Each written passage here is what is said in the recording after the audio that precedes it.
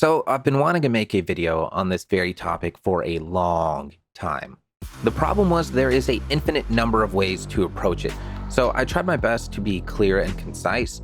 I spent a lot of time on this script too, and have done plenty of research piecing together my ideas, the best ones I can find on Reddit and YouTube. So here it is.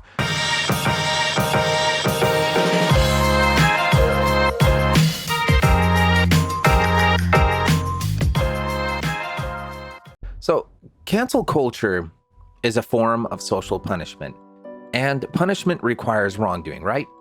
Those targeted by it have generally acted immorally and should be held accountable. Who on earth is actually denying this?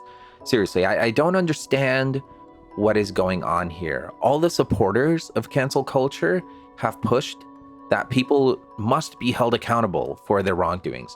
But who is denying that?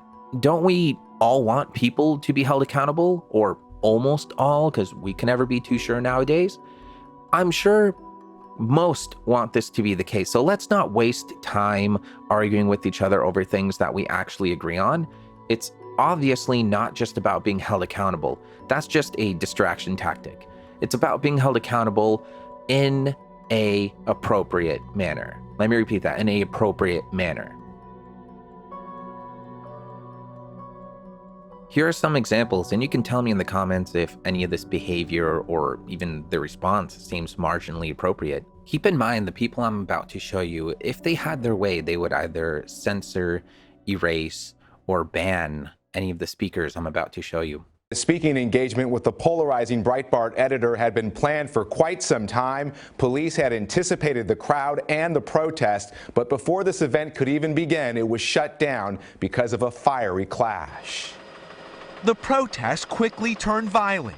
Demonstrators set fires, smashed windows, and destroyed property at UC Berkeley. Anticipating trouble, police appeared to use flashbangs and pepper spray to clear the surging crowd of 1,500. All of UC Berkeley locked down, students sheltering in place as protesters moved downtown. There were brawls in the street. The chaos on campus began before Milo Yiannopoulos was set to speak at Cal. The controversial far right-wing editor from Breitbart News criticized for racist and misogynistic views. Go Milo! Invited by the Student Republican Party, Yiannopoulos released this video after the violence. Even if the things that they said about me were true, there still wouldn't be an appropriate response to ideas. Between police and protesters forced school officials there to cancel yet another speaking engagement. Now it's happened again, this time at the very university where the free speech movement was born. Let's look at differences between men and women that are explicitly anatomical and physiological. Are men taller than women on average? Does anyone take offense at that fact? Are you irritated? There's always a standout. So I would say you could be irritated by it. You could be irritated by the fact that women have to be the ones to gestate and lactate. You could be irritated by a lot of truths. But taking offense is a response that is rejection of reality. So men and women are different on height, they're different on muscle mass, they're different on where fat is deposited on our bodies, right? Our brains are also different. So there's some binaries. Oh, wow. Security! This is what happens. Oh, did they shut off the volume? Can you hear? Can everybody hear?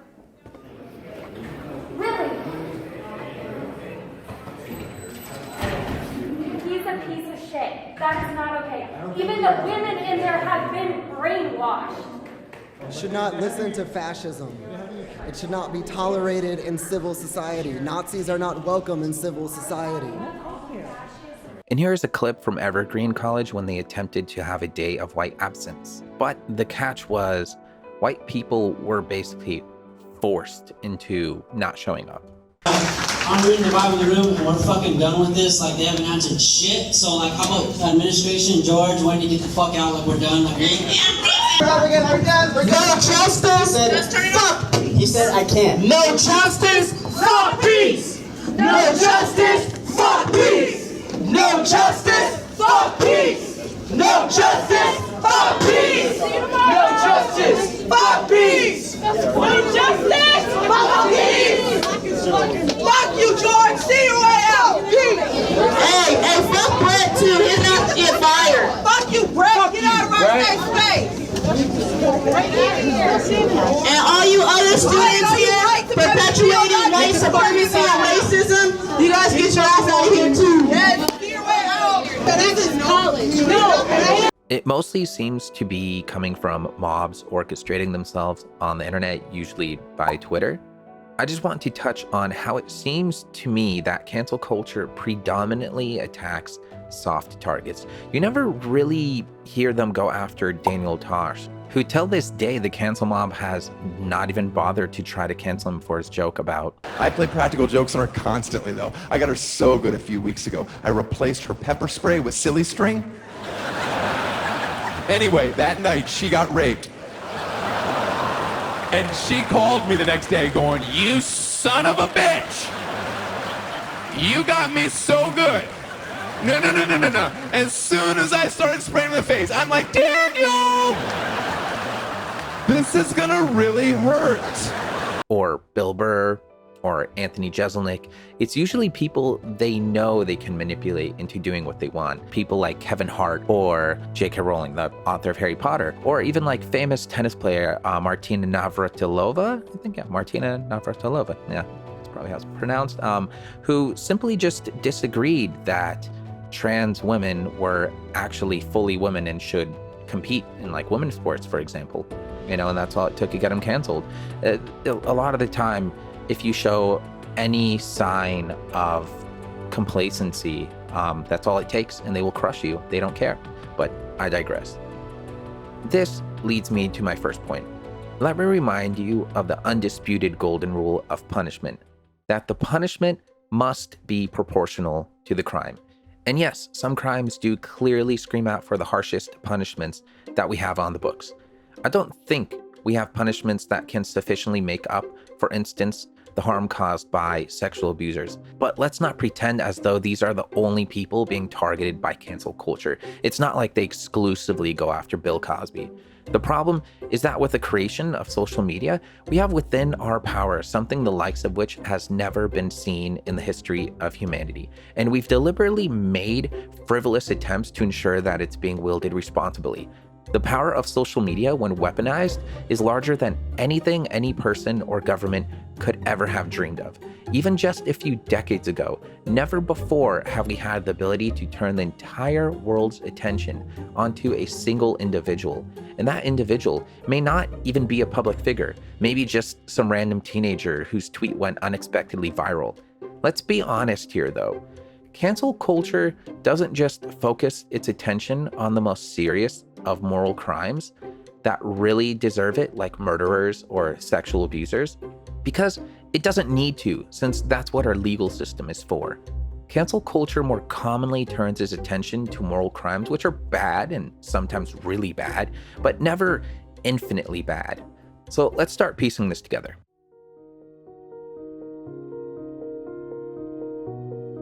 A moral wrong is not always a crime, but that doesn't seem to be the case with cancel culture. It behaves with an entitled sense of moral elitism, if you will. A moral crime could be considered lying to make someone feel better about themselves, but that does not mean that a legal crime was committed. For example, like cheating on a midterm or an exam at school would be considered a crime of morals, yet you can't be arrested for it, but your school, you know, if you're caught, they could expel you or have you fail the class. Also, I mean, just things like lying on your resume would be a moral violation, yet you can't be arrested for it. So let's say, you know, an individual's moral crime is genuinely bad. Is it bad enough that we have to commit the equivalent of taking a heat-seeking missile and having it target a single individual? Because that's basically what social media does. It roots itself in our private as well as our public life, making it genuinely impossible to escape. It is the single most powerful social weapon we have available to us. So this is my first challenge to believers in cancel culture. Can you specify the exact extent to which you think canceling can be appropriately weaponized? How can we ensure that, given its weaponization, that the punishment is proportional to the crime? I haven't even heard a rational attempt at this, but surely this is the single most important thing to begin with. Let's be even more specific. Is the punishment of a week under the wrath of a Twitter mob enough, or the banning of their account? Is being ostracized by friends and family, loss of employment, or future employment enough? We need some specificity here, because some crimes maybe do warrant all these things, but how on earth can we possibly ensure that the person in question only receives a punishment that does not go beyond the severity of the crime they have committed? How can you ensure that it won't go off the rails? If you can't, then what you're advocating for essentially becomes a machine for disproportionate and arbitrary punishment, which is beyond morally irresponsible.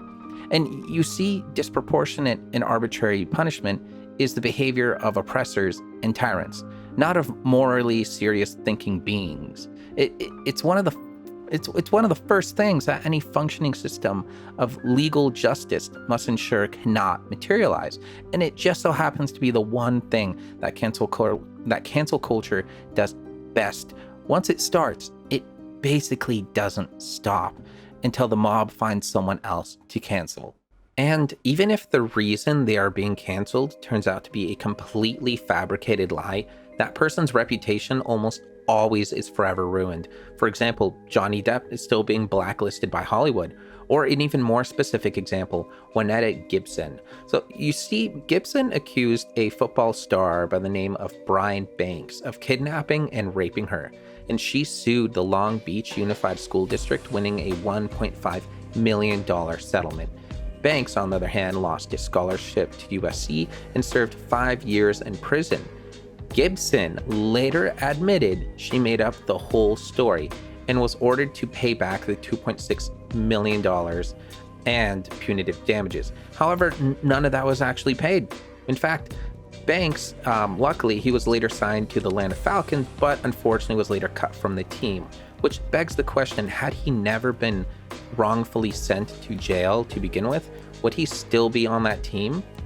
And a private investigator later met with Gibson, and he managed to get a recording of her literally saying, "I lost all the scholarships, everything." Brian Banks asks Gibson for help in clearing his name. I will go through with helping you, but she's afraid of losing all that money from her settlement. All that money they gave me, I don't want to have to pay it back, all that, because that will take a long time. Hey, buddy. The mood in the room was light, but Investigator Parrish's questioning got heavy. When did you lose your virginity? Was it after him, before him? After. Now the big question. Did he rape you? No, he did not rape me. Did he kidnap you? No. Gibson refused to repeat her story to prosecutors so that Brian could be exonerated.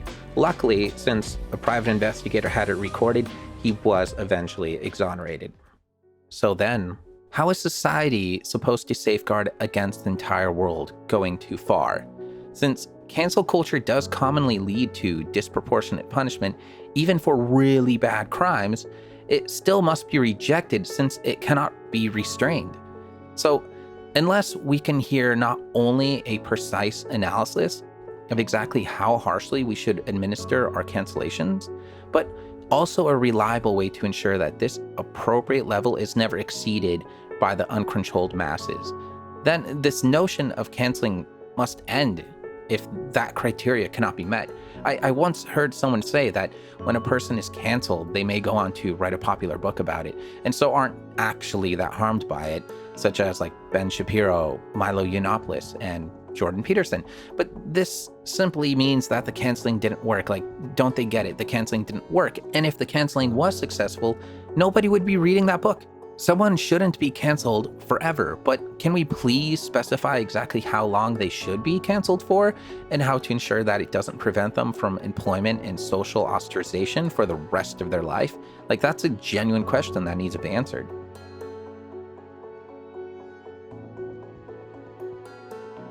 some make the point that cancel culture is effective at causing change. I agree. It is effective, incredibly effective. But so is burning down your house to remove spiders. Like, so is killing yourself as an effective way to get rid of a headache. These things are hardly proportional. And that's my point. It's not about whether cancel culture is effective. Nobody denies this, but can we really expect to believe that because something is effective, that this provides a sufficient warrant to employ it, even if it goes far beyond what's fair? Now, we've talked a lot about the moral justification of cancel culture, but what about the practical justifications? Does it even actually work as intended?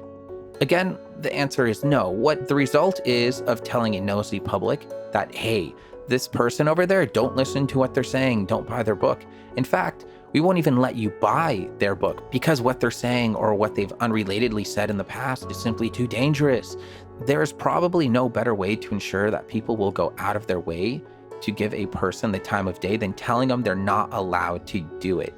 This is basic psychology 101. People want to explore and take a peek at the dangerous and forbidden. When there are protests outside of Berkeley, literally blocking the entrances after Milo Yiannopoulos was invited to speak, there was a riot and the place was lit on fire, becoming one of the most viewed and talked about topics on the news, which completely backfired. I don't think the speech would have had the millions of views that it did if it weren't for this attempted cancellation and the controversy that ensued around it.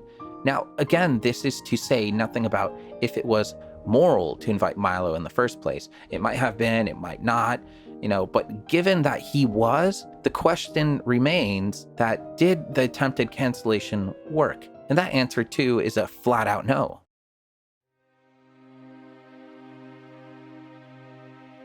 Finally, embedded into cases of historical cancel culture is the presumption of some sort of supernatural, moral future saying. And I say this because we don't just cancel current public figures for the things they have said and done, but also historical figures. So statues such as George Washington or Thomas Jefferson often get taken down and sometimes even get sprayed. I remember seeing one with the word racist graffitied across it. These figures were obviously not perfect moral role models on issues of racial justice. We quite rightly condemn the fact that they owned slaves. We condemn their hypocrisy and cowardice. But for those who think it's right to cancel their statues and write their names out of history books for their moral violations, I caution you to consider with what judgmental eyes future historians will one day look upon you when attention gets drawn to you, that you aren't some sort of bastion of moral perfection yourself. It's very obvious that our present society is currently engaged in actions that future historians will look back with horror and embarrassment. So some easy examples is our abuse of factory farming, or our rapid increase of deaths of despair, things like suicide and overdoses, for example, our desire to overconsume for the sake of consuming, costing us the destruction of our planet, the destruction of our ocean, the destruction of fertile soil caused by our ghastly push to produce more and more food on less and less land. So ultimately the future will look back with shame on how we tolerated or stood idle as this went on long after we are dead. But someone say that's not fair to say because they wouldn't get to defend themselves. Surely they're a good person. They gave to charity, they make mistakes like everyone else. But that's what our founding fathers could argue too, if they could defend themselves. And that's my next point. Through cancel culture, people are put on trial by a verdict of public opinion. The public essentially plays the judge, jury, and executioner without any way for the person to defend themselves. Yet, if it is true that historical figures should be canceled on the basis of some moral anachronism, then are we not just committed to expecting that we will all just be canceled ourselves in the future for some anachronism as well? I'm just looking for some consistency here because I look forward to the day that you decide to take down a statue of Martin Luther King because he participated in the destruction of our planet.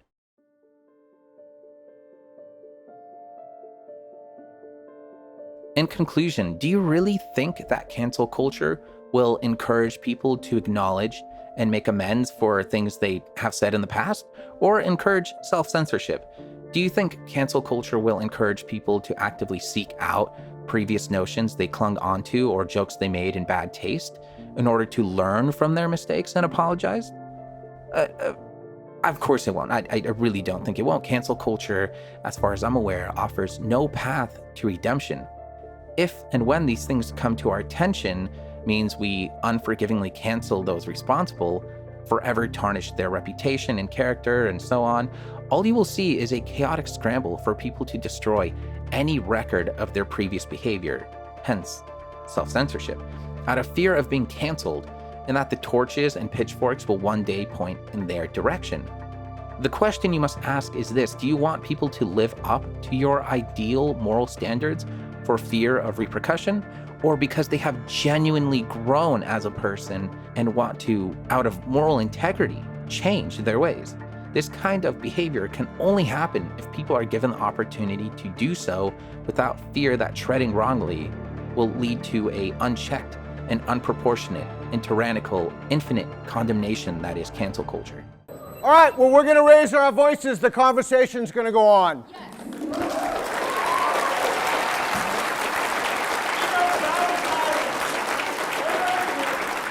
Let me be crystal clear. Let me be crystal clear. People do not have the right to tell you what you can and cannot listen to. People do not have the right, fringe elements of society do not have the right to hold you hostage to discourse. This is a university. If we cannot have this conversation here, we can't have it anywhere. We have to be able to talk about it. No issues will solve themselves.